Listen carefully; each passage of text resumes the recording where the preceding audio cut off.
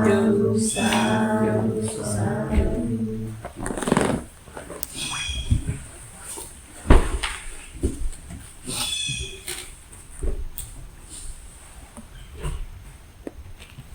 welcome everybody to our end of Vassa celebration today.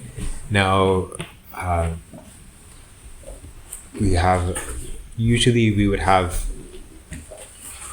okay, well, let's back up. So we entered Vassa 3 months ago, and actually only I entered Vassa technically, and Bo joined me. Thank you, Bo, for joining us here to support during the Vassa period. And if you remember, Vassa means rains in Pali. And so the rainy season is actually a 4-month period. 4-month period in India, and they would have the monsoon. It would be torrential rains. So travel would become very difficult, and still today. In fact, we probably had one of the rainiest rainy seasons in Alijay history. According to our rain tracker, we had about a year's worth of rain within 2 or 3 days. So we had a hurricane and a tornado. So we also had a rainy season here.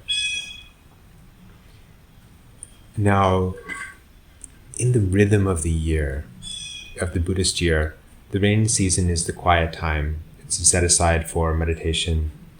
And typically there would be about 9 months of travel on foot. So in the Buddha's day, people would travel barefoot around the country. Actually, they had cars, but not motorized cars. They had carts of different sorts. They had chariots and different sorts of things. But the monks, it wasn't considered suitable for the monks to be pulled by a chariot or something like that. So the monks would be walking by foot. And not only the Buddhist monks, this would be the Jain ascetics or the Ajivikas, they would all walk on foot. So after Vassa is the time that people would pack their bag and they would head out on walking tour.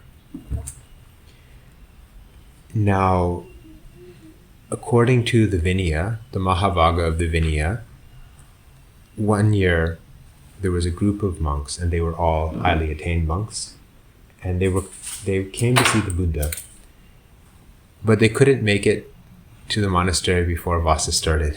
And so the rule says that you must enter Vassa unless there's an obstruction.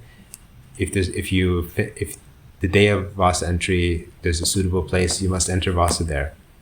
So they did that. So they entered Vassa, something like one day travel away from the Buddha, and they spent the Vassa there meditating. Now, if you remember, I said we spent a 3-month Vassa period here, but the actual rainy season in India is 4 months. So they have 1 more month of rain after the Vassa ends. And so anybody who's having trouble sitting, you can sit on the chair or the bench at the back. It's okay. 你们坐在椅子上吧。可以。Okay.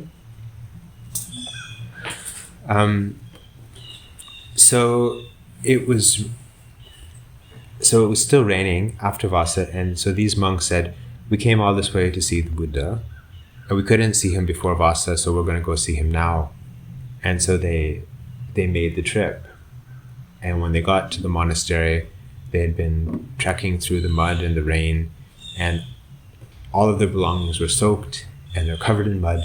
And they came and they arranged their robe over one shoulder and they paid respects to the Buddha. And the Buddha asked them about their Vassa and how they're doing. They said, yes, we had a good Vassa.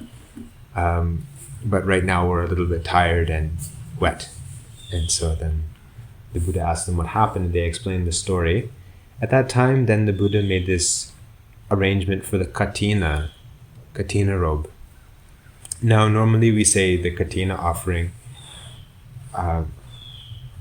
but we don't actually have a katina anymore, in the sense of the wooden rack that they would use to stitch the rope. So the katina was actually a kind of a rack on which they would put the cloth where they would be stitching the ropes.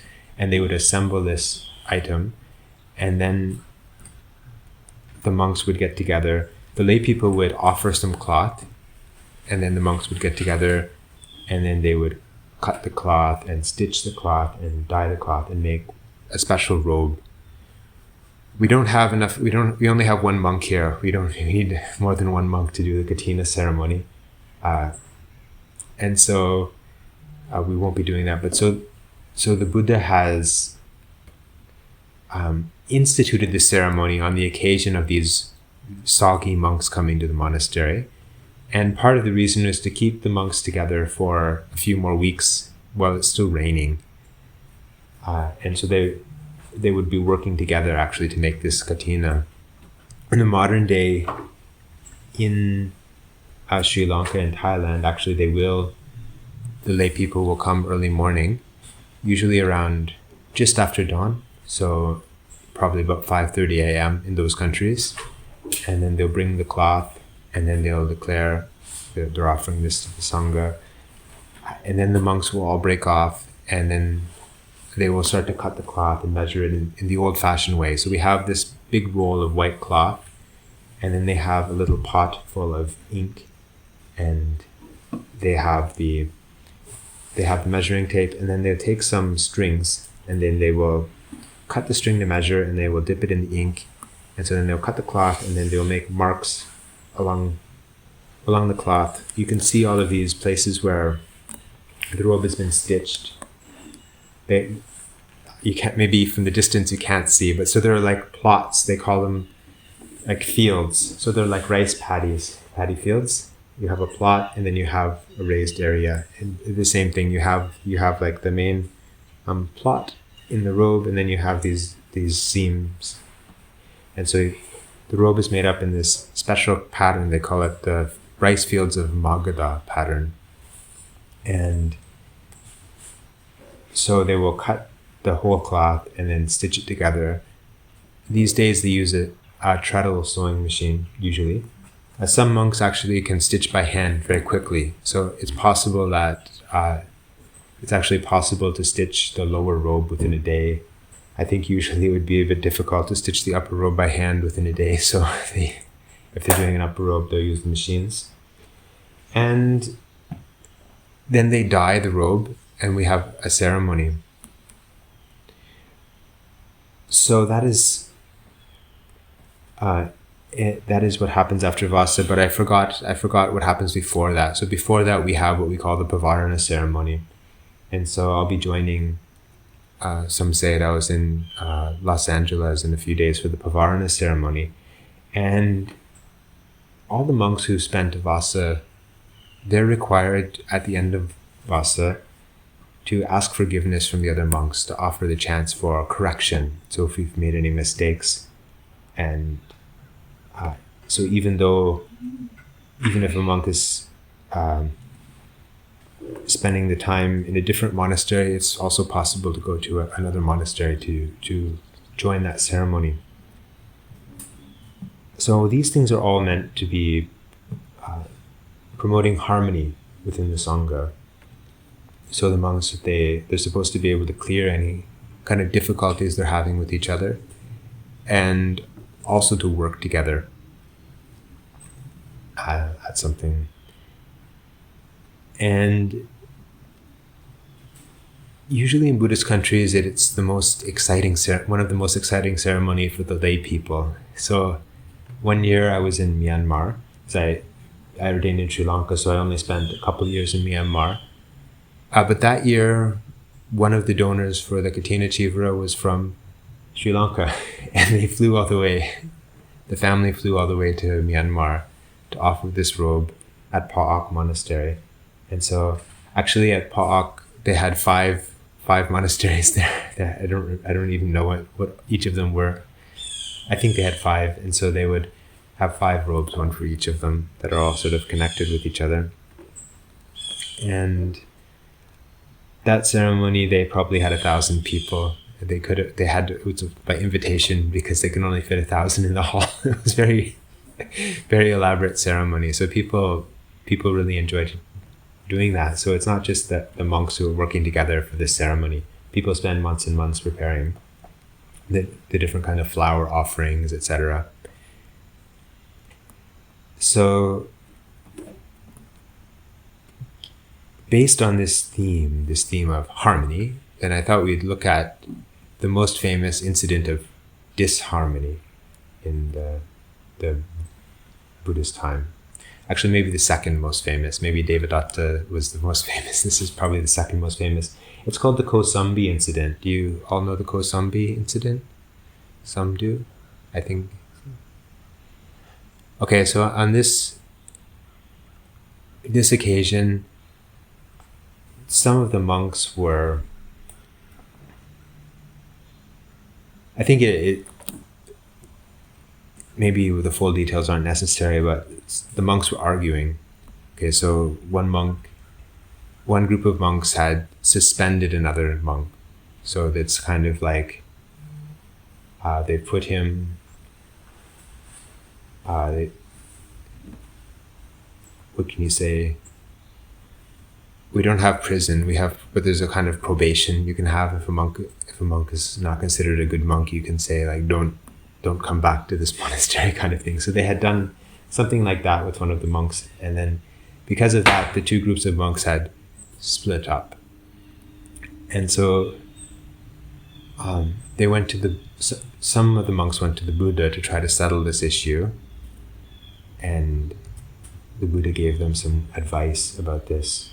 He gave some advice like, even if you look in the world, if you even look in the mafia, they can get together. Even though they're breaking all the laws, but at least within their group, they can work together. And he gave all these kinds of examples of people who are maybe not that great, but they can still work together, right? So the monks at least should be able to work together. But the monks told the Buddha, no, we'll solve this ourselves, thank you, kind of thing. At that time, the Buddha told a long story, and so that's the story we're going to hear today. The story is the story of King Digiti and his son Digawu. So in all of these stories, usually we have the king of Varanasi. And who's the king of Varanasi? Who knows the Jataka stories? It's King Brahmadatta. King Brahmadatta was king of Varanasi. So Varanasi was actually in Kasi, the kingdom of Kasi. But Kasi was a small kingdom, but it was very powerful. And Varanasi is sort of the capital there. And we think that Brahmadatta is sort of like a lineage of kings because all of the kings there seem to be named Brahmadatta. Then at that time, the king of Kosala, remember we gave a talk about King Kosala in the Buddhist time, the very fat king. This is a story from the past, so he wasn't king at that time. The king there was named Digiti. And so at that time, the kingdom was not that powerful. In the Buddhist time, Kosala was actually either the most or second most powerful kingdom, but in ancient times, Kasi was more powerful.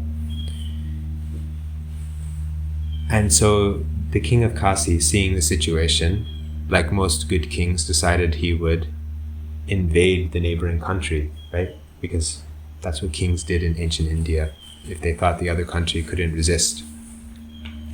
So King Digiti, he looked at the situation and thought, well, we could sit here and they'll kill us, or we can flee.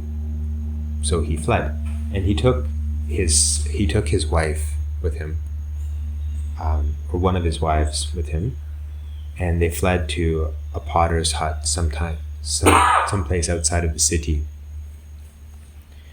Now, sometime later, the queen became pregnant, and that time she had a dream, and she had a dream about seeing an army with chariots and horses and soldiers and archers. And so she woke up and she said to the king, the former king, I need to see an army with horses and chariots and archers and foot soldiers, and I need to drink the water from that's used for washing the swords before the ceremony. He said, so he said, Queen, or he said, my dear, maybe he said, we don't have such an army anymore, so I don't think I can provide such a service for you today. She said, if you don't do that, then I will die. So you see, in India at that time, they had the idea that, like, if you know, when a woman is pregnant, sometimes they have this desire to eat chocolate or something like this. They get some kind of, so in ancient India, they had the idea that if such a desire came into your wife's mind when she's pregnant, then you had to provide it. And so there are many stories about kings trying to provide for these weird dreams that have happened. So King Digiti, he thought about the situation and he realized, okay, I have a friend, he is a Brahmin, and he has a connection with the King Brahmadatta of Kasi. And so he asked him to come and see his wife. And so she came, and the wife told him the situation. Then he said, I understand. Surely this is the future king of Kosala in her womb. That is why she needs to see these things and drink this sword washing water. He said, don't worry, I've got it covered. So he went to King Brahmadatta, and he had the ceremony arranged. He made some kind of pretext, because normally they do this kind of thing, right? It's like having a parade. So let's have a parade, king. Okay, let's do it. And so they did it. And sometime later, the child was born, and the child's name was Digayu. So Diga means long, and Ayu is life. So the meaning of the name is long life. So as Digayu, he started to get older, King Digiti started to get a little worried. Because usually in this situation, if you have an heir, then the other kings start to get nervous, right? And so he said, okay, I'm going to send you out to the forest. And so he lived in the woods, and he learned the trades of the people there, while Digiti and his wife stayed with the potter, until he was betrayed by his barber. His barber has betrayed his location to King Brahmadatta. And so they were taken and captured and brought into the city. And for execution. So the day they were to be executed, Digayu heard about the situation. He went into Kasi. He went into the city of Varanasi, and he saw them there in the central square, criminals ready to be executed. And he told his son, Digayu, don't be far-sighted. Don't be near-sighted. Vengeance is not stilled with vengeance. Vengeance is stilled with non-vengeance. And so the people thought, Digiti has gone crazy because he's about to die. And Digayu heard the riddle. He thought about it, and then he left because there was nothing he could do to save his parents' life. However, later that night, he left he came back after the king and queen had been executed. He came back and he cremated the bodies. Because in India, in some traditions, they leave the bodies out in the open for the vultures. But in their tradition, it was to cremate the body. They wouldn't leave the body in the open. So they cremated the body. And the king, seeing the fire, thought, he got a bit of a shock. He's like, oh no, there's still more relatives left. Now I'm in trouble.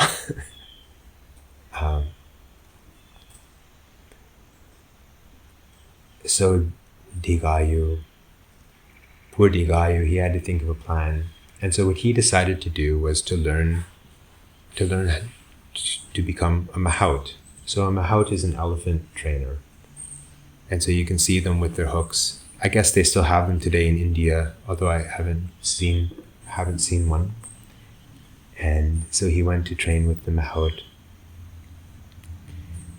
And after a few days, because he was a lonely young boy, he was singing and playing music at night to console himself. And the king heard him. And the king asked, "Who is that? Who's that singing and playing music?" So they told him who it was, and he said, "Okay, bring him here." He said, "Okay, boy, I want you to be my attendant." Okay. So Digayu has become his attendant. So all of the pieces are falling into place for a good old revenge story, Hamlet style. You can have the full revenge. But first he had to gain the king's trust, right? And so he served him, and then they became close. And one day they went out hunting. And they went out hunting alone. And the king was tired at one point, so he decided to take a rest. So he lay down, and he lay down, they say, on Digayu's lap. And then Digayu thought, finally the time has come. And so he drew his sword from the scabbard to cut the king's throat. And then no, I'll put it back. And he remembered what his father said. Don't be nearsighted. Don't be far-sighted. Vengeance is not stilled through vengeance. Vengeance is stilled through non-vengeance. So he thought about these things during the 3 times that he went to kill the king. And then he put the sword back.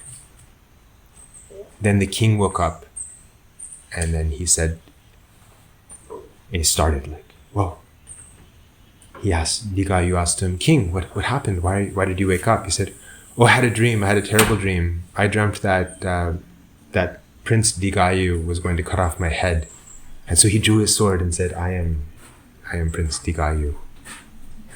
And then he said, "Oh, Digayu, please spare my life." And he said, No, you have to spare my life." And he said, "Okay, then I will spare your life and you spare my life." And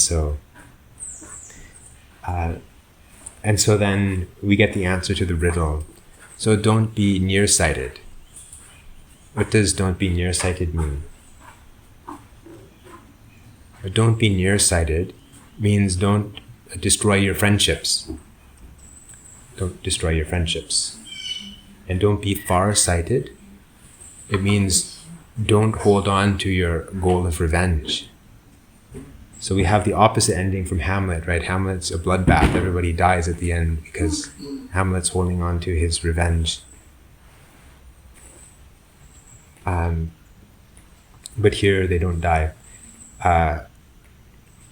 And so then we have vengeance is not stilled by vengeance, because of course it's a chain.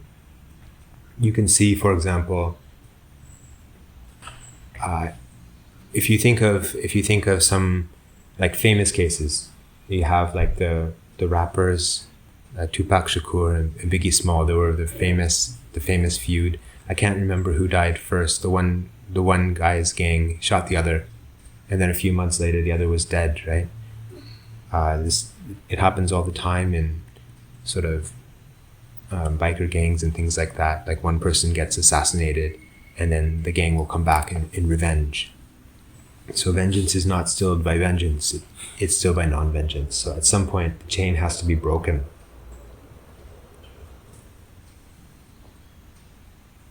So the king and Digayu, they went back to Varanasi, and when they got there, the king said to his ministers, if you found Prince Digayu, what would you do to him? The one minister said, well, I'd cut off his hands. The other one says, no, I would cut off his ears. The other one, no, I would cut off his nose. The other one, I would kill him. And so they all give their punishments for him. And so the king says, this is Prince Digaru. I forbid you from doing these kinds of punishments to him. so we have our happy story. And so this is actually the story that the Buddha gave to the monks to try to get them to settle their quarrel. But we know that he was not able to settle the quarrel. He was not able to settle the quarrel, so he just left. And so this is the story in the Parilayaka forest.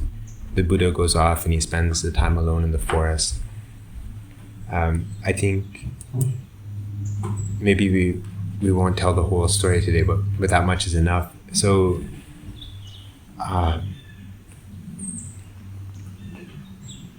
it's really important because everybody comes to the monastery and they all think that they want a strong samadhi, they want to attain nibbana, which we do want. But if we cannot get along with the people around us, then it's very difficult to do these things, right? So hopefully you don't have anybody seeking like serious revenge from you. Hopefully we don't have this kind of situation, but definitely it can happen that you have some kind of a quarrel with somebody. Sometimes relatives don't talk to each other, right? Sometimes it's a small thing. Then you're going to Christmas dinner, and one person is supposed to cook the turkey, and they forget about that. They don't cook the turkey. I thought you were going to cook the turkey. And maybe for many years they hold this kind of a grudge, right? This is being farsighted. And so so we have to, keep these things in mind, and also keep in mind this rhythm of the season, because when we're practicing in Western countries, everything we have, our lives are kind of like climate controlled, right?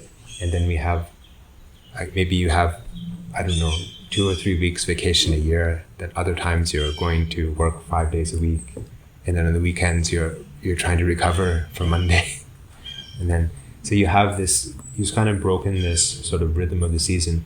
But in the the Buddhist calendar, we have actually different seasons. So there's a time for quiet meditation. Then there's a time for traveling and teaching and coming into contact with other people, and then there's a time for arriving. There's a time for leaving. So there are a lot of different things going on. So it's also helpful sometimes to make sure that life isn't sort of blending in too much. They say like the day is going by day after day and not sort of noticing it.